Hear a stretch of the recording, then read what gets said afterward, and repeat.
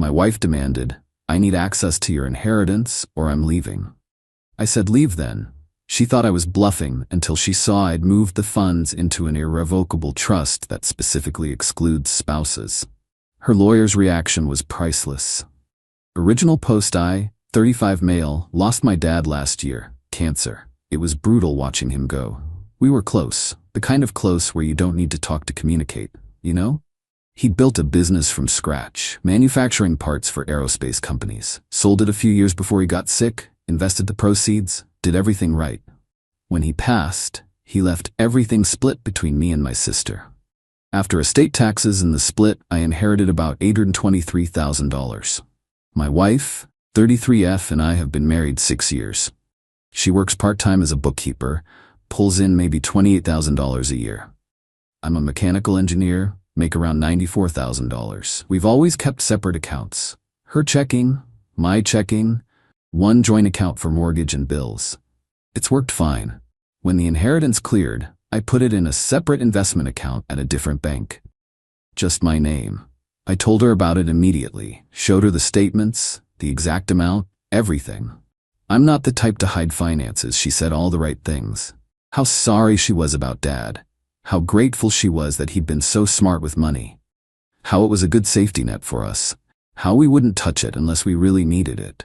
That lasted maybe 3 weeks. Started subtle. We're having coffee one morning and she goes, "You know, I was thinking, we should really update the kitchen. It's looking dated. We renovated the kitchen 5 years ago. It looks fine. Use some of the inheritance," she continued, "just like $30K. We'd get it all back when we sell anyway. The kitchen's fine. Well, my car's getting old." Her car is a 2019 Honda Accord, has 40,000 miles on it. Your car's practically new. "I just think we should enjoy the money, you know? Your dad would want us to enjoy it." I let it go. But it kept coming up. Different angles every time.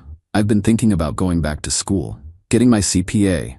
I could quit work, focus on studying, the inheritance could support us. I could take a few months off work, travel, clear my head, we have the money. We should invest in rental properties, use the inheritance as down payments. Every conversation somehow looped back to that money. Then one Tuesday night we're having dinner. I made chicken parmesan. She puts down her fork and looks at me with this expression I'd never seen before. Hard, determined. "We need to talk about your inheritance." Something in her tone made my stomach drop. "Okay. I want to be added to the account." I stopped chewing. "What?" "I should have access, full access. We're married. What's yours is mine, what's mine is yours. That's literally what marriage means. That's my dad's money. He left it to me. And you're my husband. We're supposed to be partners in everything. How can we be partners if you're keeping this huge pot of money separate from me?" "It's not separate from you. You know about it. You know exactly how much is there. I'm not hiding it. But I can't access it. I can't transfer money. I can't make investment decisions. I have zero control. That's not a partnership. It's my inheritance. It stays in my name." Her face changed, got colder. "So you don't trust me?" "That's not what this is about. It's exactly what it's about. You don't trust me with money. You think I'm going to what? Blow it all? Steal it? I think that money is separate. It's not marital funds. It's what Dad left me." "Marital funds?" She laughed, but it wasn't a happy sound. "That's rich. You know what? Fine. Here's how this is going to work. Either you add me to that account, full, complete access, equal control, or I'm leaving." The silence was so loud I could hear the refrigerator humming from the other room. "You're giving me an ultimatum. I'm telling you what I need to feel like an equal partner in this marriage. By threatening to leave if I don't give you access to my inheritance. By making it clear that I won't stay in a marriage where my husband doesn't trust me with money." I looked at her, really looked at her. This woman I'd married 6 years ago, who I'd built a life with, who was now sitting across from me threatening to leave if I didn't hand over almost $1 million. "Then leave." She blinked. "What? You heard me. If that's your ultimatum, leave." "You don't mean that." "I absolutely mean it. You want to end our marriage because I won't give you access to my dad's money? Fine, end it." "You're calling my bluff. I'm calling your ultimatum. There's a difference." Her face went through about 15 different emotions: shock, disbelief, anger, back to shock. You would seriously let me walk out over this? You're the one threatening to walk out. I'm just taking you at your word. This is insane. It's just money. If it's just money, why are you threatening to divorce me over it? She stood up so fast her chair scraped against the floor. Fine, fine. I'll go stay at my mom's. Give you time to calm down and think about this rationally. When you're ready to have an adult conversation about being actual partners, you know where to find me. She grabbed her purse, her phone, her car keys, walked out the door. Didn't pack a bag, didn't say goodbye, just left. I sat at that table for a long time. The chicken parmesan got cold. I kept replaying the conversation, trying to figure out if I'd misunderstood something. But no, she'd been crystal clear. Give her access to the money, or the marriage was over. I called my sister around 9 that night. Hey, wife just walked out. What? Why? Gave me an ultimatum about dad's money. Wants full access or she's leaving. Silence on the other end. Then, you need a lawyer. Yeah. I know someone, estate planning specialist. She's good, really good. I'll text you her info. Thanks. You okay? Honestly, don't know yet. Still processing. Call her tomorrow, first thing. Don't wait on this. I called the next morning, got an appointment that same afternoon. The lawyer's office was in one of those old brick buildings downtown. 3rd floor, wood paneling, diplomas on the wall going back to the 80s. The lawyer himself, older guy, silver hair, expensive suit, had this way of looking at you that said he'd heard every story and wasn't impressed by any of them. I told him everything. He listened without interrupting. When I finished, he leaned back in his leather chair. Can I be blunt with you? Please. Your wife just told you exactly who she is. She values that money more than your marriage. That's what an ultimatum means. Believe her. I'm starting to. Good, because here's what we're going to do, and we're going to do it fast. Irrevocable trust. We transfer that inheritance into the trust, make you the primary beneficiary. But here's the crucial part. We write the trust so that spouses are specifically excluded from any claims to the assets. She files for divorce tomorrow or 10 years from now, doesn't matter. That money is completely protected, can't be touched, can't be divided, can't be claimed as marital property. How fast can we set this up? Draft by end of the week. You review and sign early next week. Transfer the assets and it's done. Once it's irrevocable, it's locked forever. Even you can't dissolve it. That's what makes it bulletproof. Do it. Smart man, your dad raised you right. My wife texted me that evening. Have you calmed down? Ready to talk about this like adults? Me, my answer is still no. Her, then I'm serious. This is a deal breaker. I won't stay in a marriage where I'm treated like I can't be trusted. Okay, that's it? You're really just gonna let me leave? You gave me an ultimatum. You threatened to end our marriage. I'm taking you seriously. Wow. Just wow. I can't believe how selfish you are. That money is making you a different person. I didn't respond. What was there to say? She stayed gone. 1 week, 2 weeks. Texted a few times asking if I'd come to my senses. I didn't respond. Then she texted asking to come get some clothes. Me? It's your house too. You don't need my permission. She came by on a weekday afternoon while I was at work. Took a bunch of her clothes, some toiletries, left her house key on the kitchen counter. The trust was finalized a few days later. All $823,000 transferred. Locked tight. My sister and I as co-trustees. Me as sole beneficiary. The language explicitly excluding spouses took up almost a full page of the trust document. The lawyer had been thorough. 3 weeks after she walked out, I got a call from a lawyer I'd never heard of. She'd filed for divorce. Update 1. The divorce petition arrived in one of those flat manila envelopes. Her lawyer was someone I'd never heard of. Looked him up online, small practice, reviews were mixed. The petition itself was sloppy. Formatting errors, a few typos. This was a cheap lawyer. My sister's friend recommended a divorce attorney, Patricia. Late 50s, power suits, reputation for not taking shit from anyone. First meeting, she spread the petition across her desk and actually smiled. She's asking for half the inheritance. That's not happening. Oh, I know. What's funny is she doesn't know that yet. Patricia tapped the page. This is going to be a very educational experience for her. We filed our response within the week. Standard asset division, house equity split 50-50, joint accounts divided, retirement accounts per state law. But the inheritance? Listed as separate property, held in irrevocable trust, not subject to division. Attached the complete trust documents. Her lawyer requested financial discovery. We sent everything. Bank statements going back 3 years, investment accounts, pay stubs, tax returns, and the trust documents, all 63 pages of them, with the spousal exclusion language highlighted. Patricia called me maybe a week later. Listen to this. She put her phone on speaker, played a voicemail from my wife's lawyer. He sounded stressed. Patricia, hi, this is Tom. We need to discuss this trust situation. My client wasn't fully aware of, look, can we meet? Settlement conference? I think we can work something out here. Patricia was grinning like she'd won the lottery. He wants to settle because his client just realized she has zero claim to that money. He's trying to save face. What did you tell him? That we're absolutely available to meet and discuss settlement. Very available. The settlement conference was in Patricia's office. Big conference room, too much mahogany, windows overlooking the street. My wife showed up with Tom and, surprise addition, her mother. That's when I knew this was going to be ugly. We all sat down. Patricia's assistant brought in coffee in actual china cups, very professional. My wife wouldn't make eye contact, just stared at the table like if she looked at me, she'd turn to stone.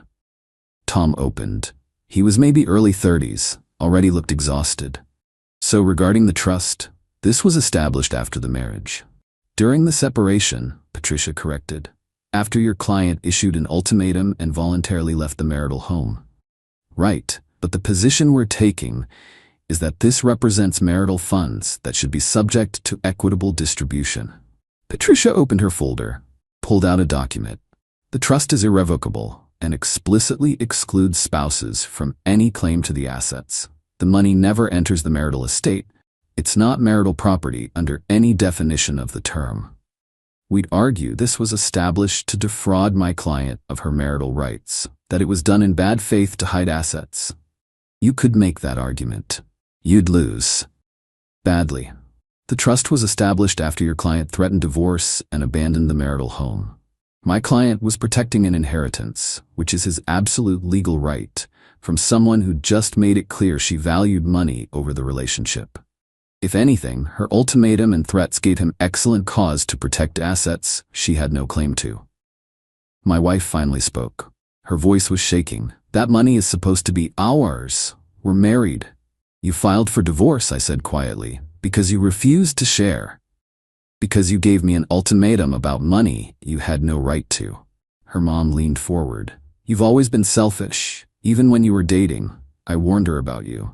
Patricia held up a hand. Let's keep this productive. Here are the facts. The inheritance is not subject to division. Period. We're willing to discuss actual marital assets, the house equity, joint accounts, things you actually have rights to. But that trust is completely off the table. Tom looked at my wife. She was getting red in the face, that vein on her forehead starting to show. This is ridiculous. He's hiding money that we're supposed to share. He's protecting an inheritance from someone who threatened to leave him over it, Patricia said. There's a difference. I'm his wife. Who told him the marriage was over unless he handed over money he inherited from his father, I said. You made the choice. These are the consequences. She shot to her feet. Chair rolled back, hit the credenza behind her. You know what? Fine. You want to play it like this? Fine. I want the house. The house has approximately $118,000 in equity, Patricia said calmly. You're entitled to half. That's $59,000. No, I don't want money. I want the house. So you're demanding he buy you out or you'll force a sale? Yes. I'd been ready for this. I'll buy you out. She looked shocked, like she'd expected me to fight. You'll give me $59,000? That's your legal half of the equity. Yes, and I want spousal support. Patricia leaned forward, pen poised over her legal pad. On what basis? You're employed. Part-time, I only make like $28,000. He makes over $90,000. That's not fair. You chose to work part-time. You're perfectly capable of full-time employment. The court doesn't subsidize lifestyle choices. Tom cleared his throat. We could argue rehabilitative support. Time for her to increase her earning capacity. Sure, you might get temporary support. Year, maybe 2. Probably $500 a month. You want to pay me $5,000 in fees to fight for $12,000 total? Tom looked at my wife. She was doing mental math. I could see the calculations running. He should pay my legal fees? He has money. No, I said, you have almost $1 million in a trust that's irrevocable. I can't access it to pay marital debts. You wanted this divorce, you pay your lawyer. Her mom started whispering to her urgently. My wife's face was going from red to purple. This is complete garbage. You're screwing me on purpose. You screwed yourself when you threatened to leave me over money that was never yours. You walked out. You filed for divorce. You don't get to be mad about consequences now. Tom stood up. Let's take a break. 15 minutes. They left. Patricia looked at me. She's gonna come back with demands, specific items from the house. Prepare yourself. She was right. 20 minutes later, they filed back in. My wife had a legal pad with a list, handwritten, probably done in the break room. She wanted the living room sectional we'd bought at Ashley Furniture for $3,200, the bedroom set from her grandmother, my TV, the 65-inch Samsung, my first edition collection of Asimov novels that Dad had given me over 20 years, my framed signed jersey from a Celtics game, even my car, the paid-off Toyota Camry. I said no to each one. You owe me, after everything. I owe you half the marital assets as defined by law. That's it. You don't get to take things out of anger. Those books are worth thousands. They were gifts from my father over 20 years, not marital property. You're stealing from me. Requesting property you have no legal right to after filing for divorce is closer to attempted theft. Actually, Patricia said mildly. We negotiated for another 3 hours. Finally hammered out an agreement. She gets $59,000 for her half of the house equity. She keeps her Honda, already in her name anyway. She gets her personal items and half the furniture, the stuff we'd bought together during the marriage, not family stuff or gifts. No spousal support. Each pays own attorney fees. We split the roughly $4,000 in credit card debt 50-50. She signed. But the look she gave me when she did, pure, undiluted hatred. You're going to regret this, she said. I really don't think I will, I replied. Update 2. Divorce got finalized about 6 weeks later. I paid her the $59,000 from my regular savings. Hurt to take that hit, but worth it to own the house free and clear of her. She moved into an apartment, told people she was staying with her mom temporarily. The temporary part lasted maybe 2 weeks before the real show started. First move, reputation destruction. She started telling everyone we knew that I'd hidden money from her, that I'd cheated her in the divorce, that I'd manipulated the legal system to steal what was rightfully hers. Mutual friends started calling. Dude, what happened? She's saying you hid assets? I kept it simple. We got divorced. It's over. Not going to argue about it. Most people understood. Some didn't. Lost maybe 4 or 5 friends who just accepted her version without question. Those friendships weren't real anyway. Then she escalated. I got a piece of mail at my house, hand-delivered, not through USPS. It was an invoice she'd written out on notebook paper. Claimed I owed her $14,500 for home improvements she'd funded during the marriage. I took a photo, sent it to Patricia. Patricia sent her a letter. Divorce is final. All claims are resolved per the settlement agreement signed by both parties. Any further contact must go through this office. Continued direct contact constitutes harassment. My ex started texting me anyway. Different number, she'd gotten a new phone. You destroyed everything. Hope you're happy with yourself. You're gonna regret what you did to me. Everyone is going to know what kind of person you really are. Blocked the new number after the 4th message. That's when things got concerning. Her mom called my office, called my boss directly, somehow got his extension, told him I was illegally withholding money from my ex-wife and that authorities might be investigating. My boss, who I'd told the whole story to months ago, told her not to call again and hung up. But he pulled me into his office after. Your ex-wife's mother just called me. I know. I'm sorry. Don't be sorry. Just wanted you to know it happened. I told her not to call again. If she does, we'll handle it officially. I appreciate that. You good? Yeah, just dealing with fallout. Patricia sent formal cease and desist letters to both my ex and her mom. Legal language about harassment, defamation, and potential consequences if contact continued. Quiet for about a week. Then my ex filed a motion to reopen the divorce. Her grounds? She'd signed the settlement under emotional duress, didn't fully understand the legal implications. And there were undisclosed assets, the trust, that should have been divided. Patricia called me. She sounded almost cheerful. Don't worry, this is a desperation move. She's got nothing, but we have to respond, and honestly, I'm going to enjoy this. Back to court. Same judge who'd signed off on the divorce. He looked irritated when he saw us on the docket. My ex had hired new representation. Guy in an expensive suit, fancy leather briefcase. This was costing her serious money. New lawyer stood up. His name was Richard. Very smooth.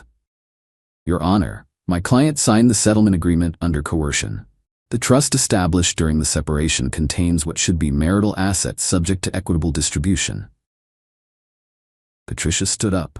She had this presence. You paid attention when she spoke. Your Honor, may I present a timeline? She walked through everything methodically. My ex's ultimatum, her leaving the house, staying gone for 3 weeks, the trust being established during the separation for legitimate estate planning purposes, the full financial disclosure during discovery, my ex's own statements in deposition acknowledging the inheritance.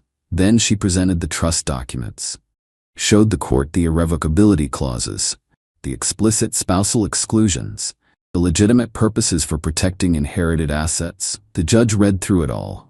When he looked up at my ex, his expression wasn't friendly. Ma'am, you were aware of this inheritance when you filed for divorce? Yes, Your Honor, but... And you had legal representation throughout the proceedings? Yes, but my lawyer didn't. Did you sign the settlement agreement after having opportunity to review it? I did, but I didn't understand that the money would be... That's not fraud, ma'am. That's you not liking the outcome. He set the papers down, looked at her over his glasses. Your motion is denied. The settlement stands as signed. Furthermore, he paused, let it sink in. If you file any additional motions without substantial new evidence of actual fraud or coercion, I will entertain a motion for sanctions. Do you understand what that means? My ex looked at her expensive lawyer. He wouldn't meet her eyes. It means you'd pay his legal fees, the judge clarified, and possibly face penalties for frivolous litigation. Are we clear? Yes, she said quietly. Good, we're done here. Outside the courthouse, my ex tried to approach me. Both lawyers moved to block her simultaneously. You took everything, she yelled across the space between us. I took what was legally mine. You chose to leave. You chose to divorce. You just don't like that there were consequences. I loved you. I gave you 6 years. You gave me an ultimatum over money. That's not love. That's greed. You're gonna die alone. Patricia pulled me toward the parking garage. Don't engage. It's over. We got coffee at her office after. She made it in one of those fancy machines that probably costs more than my monthly car payment. That's done, she said. Judge made it crystal clear. No more motions without serious grounds. Any lawyer who takes her case at this point is either incompetent or desperate. What if she tries again anyway? She won't. Did you see her face when the judge mentioned sanctions? She'd have to pay your legal fees plus penalties. No one's that stupid. Turned out she wasn't that stupid. I didn't hear from her again directly, but the gossip network kept me informed of what happened next. She'd burned through her $59,000 settlement in under 4 months.